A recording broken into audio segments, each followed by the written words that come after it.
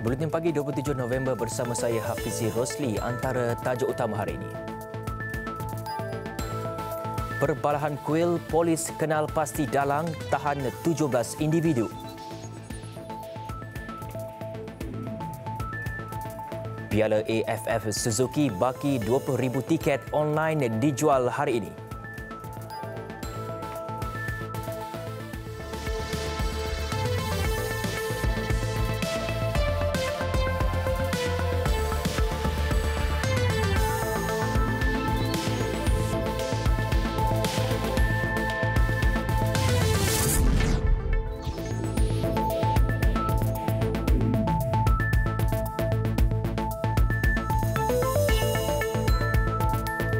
Assalamualaikum dan salam sejahtera. Lebih 2,000 orang awam berkumpul di hadapan kuil Maha Mariaman sejak 8 malam tadi susulan insiden di rumah ibadat itu awal pagi semalam.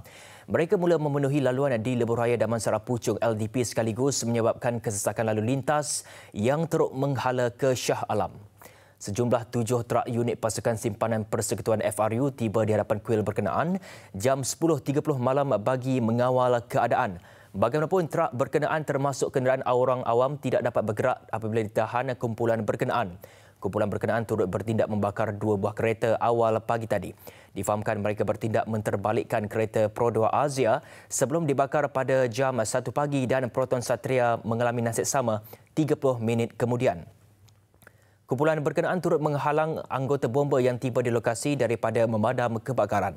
Selepas membakar beberapa kenderaan, kumpulan berkenaan berarak ke pusat beli belah One City Subang yang terletak 2 km dari kuil berkenaan sekitar jam 2 pagi. Difahamkan kumpulan berkenaan bertindak memecahkan pintu dan dinding cermin bangunan One City. Bagaimanapun, unit pencegah rusuhan PORU tiba di lokasi sejurus kejadian dan membuat kawalan di sekitar pusat beli belah itu.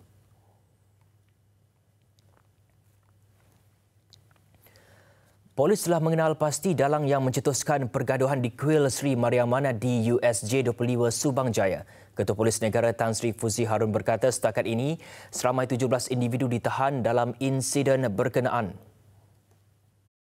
Kesemua individu-individu yang terlibat termasuk dalang dalam insiden ini telah kita kenal pasti dan kita akan panggil untuk membantu siasatan dalam masa terdekat. Dan segala aspek dalam insiden ini sedang dan akan disiasat secara terus oleh polis dan kita akan mengambil tindakan tegas terhadap mana-mana pihak yang terlibat. Ujarnya pihak polis menerima 29 laporan polis berhubung kejadian. Turut dirampas 2 bilah pedang, 2 batang kayu dan 2 paip getah yang dipercayai digunakan dalam kekecohan itu. Insiden turut mengakibatkan 7 individu termasuk seorang anggota polis berpangkat korporal cedera.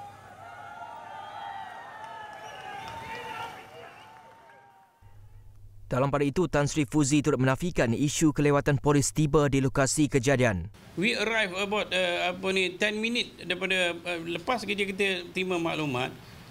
Maklumat yang kita terima tu 2.40. Kita sampai pada 2.50. Bagaimanapun, pihak polis juga akan menyiasat dakwaan berhubung kelewatan itu. Mengikut aduan orang awam, pihak polis sampai ke lokasi sekitar jam 4 pagi dengan 1 peronda saja.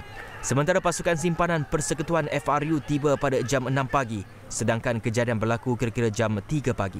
Dalam pada itu, beliau juga menegaskan tiada sebarang tembakan dilepaskan dalam insiden itu. Sementara itu, Menteri Dalam Negeri Tan Sri Muhyiddin Yassin meminta semua pihak tidak mengambil sebarang tindakan atau mengeluarkan sebarang kenyataan yang boleh membakar sentimen perkauman sekaligus menjejaskan ketenteraman awam. Beliau berkata pihaknya sudah mengarahkan Polis Diraja Malaysia PDRM untuk mengawal keadaan dan menyiasat kes pergaduhan kuil Sri Mariaman di USJ 25 Subang Jaya semalam secara menyeluruh. Tegasnya, semua pihak perlu memberikan kerjasama penuh kepada pihak polis bagi mengawal keadaan dan menjalankan siasatan mengikut peruntukan undang-undang. Beliau juga memandang serius insiden itu dan tidak akan bertolak ansur dengan mana-mana pihak yang cuba mengganggu gugat keharmonian dan keamanan negara.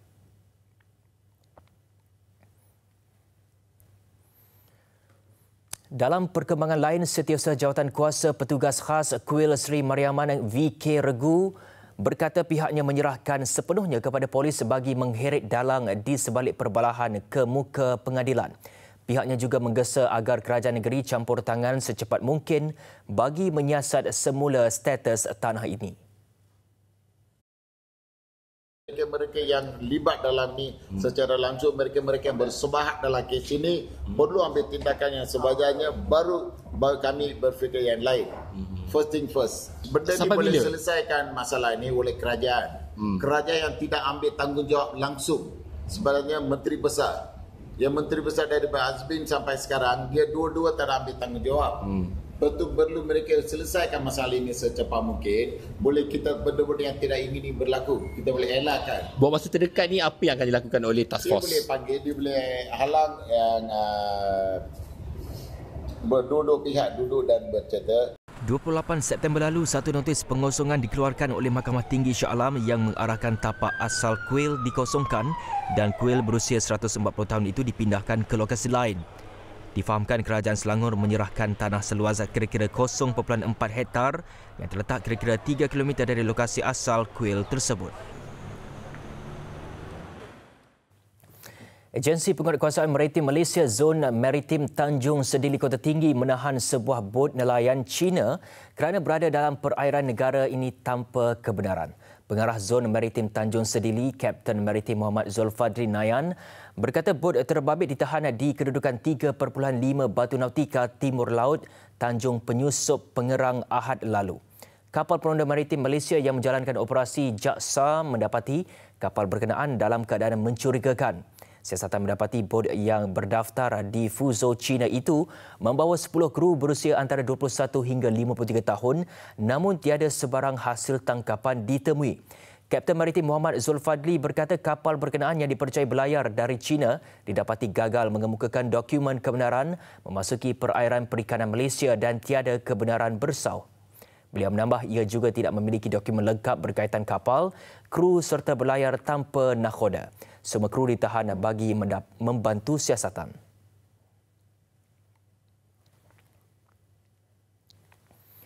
Jawatankuasa Perundingan Sarawak mengenai Perjanjian Malaysia 1963 MA63 telah menggariskan beberapa hak negeri yang tidak boleh dirunding bersama kerajaan pusat. Speaker Dewan Undangan Negeri Sarawak Datuk Amar Muhammad Asfia Awang Nasar berkata hak itu termasuk immigration dan isu lain seperti pentas benua, dasar laut dan tanah dalam atau subsoil yang sama sekali tidak boleh dirundingkan.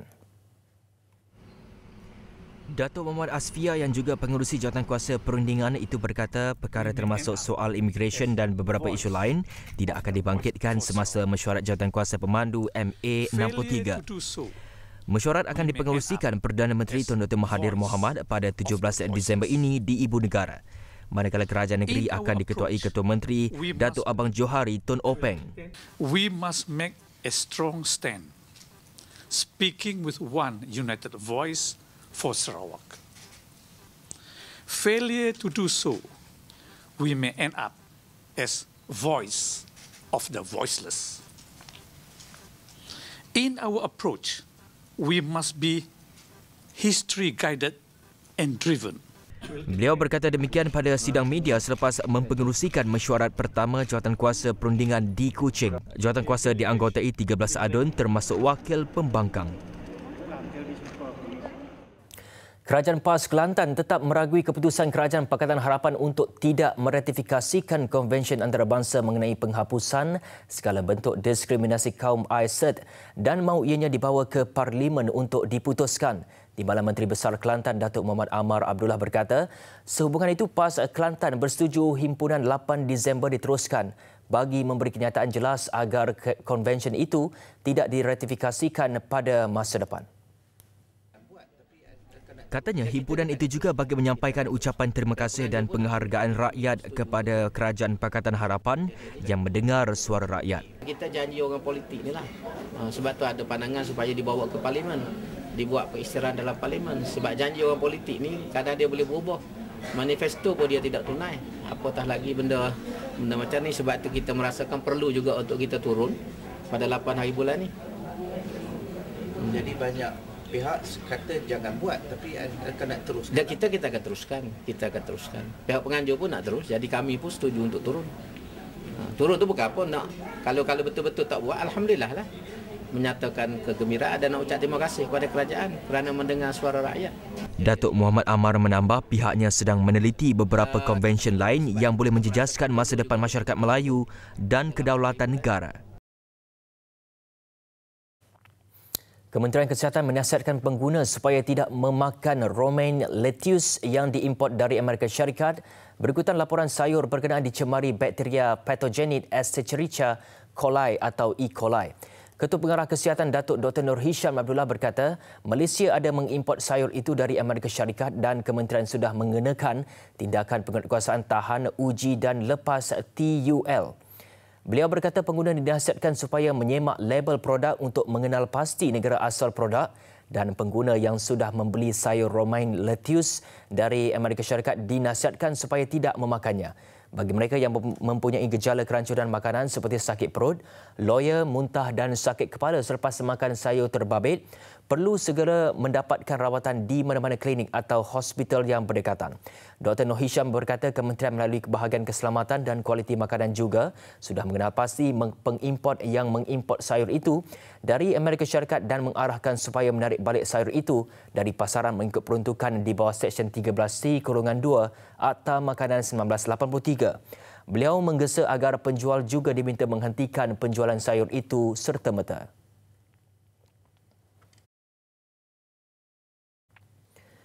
Ibu bapa diseru mengawasi pergerakan anak-anak ketika musim tengkujuh ini agar dapat mengelak sebarang perkara tidak diingini berlaku. Pemangku Raja Pahang Tengku Abdullah Sultan Ahmad Shah bertitah supaya ibu bapa tidak membiarkan anak-anak bermain di kawasan risiko berlakunya kejadian lemas. Lepas itu dalam musim banjir ini kita harap saya ingin menasihatlah kepada semua keluarga supaya mengawasi anak-anak supaya tidak bermain di tepi sungai, tepi kolam-kolam ataupun longkang-longkang yang besar. Kerana kemalangan ni tak berbau ya, di mana-mana je boleh berlaku.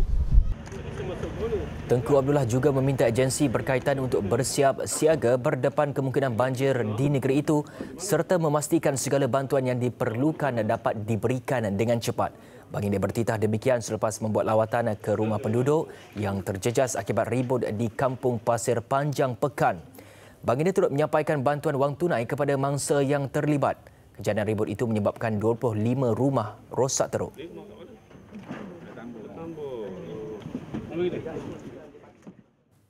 Kerajaan Kelantan mengambil langkah tunggu dan lihat berhubung royalti minyak seperti mana yang dijanjikan oleh Kerajaan Pusat untuk melunaskannya pada tahun ini. Timbalan Menteri Besar Datuk Muhammad Amar Nik Abdullah berkata pihaknya berharap bayaran itu ditunaikan seperti yang dinyatakan Menteri Hal Ehwal Ekonomi Datuk Seri Muhammad Azmin Ali.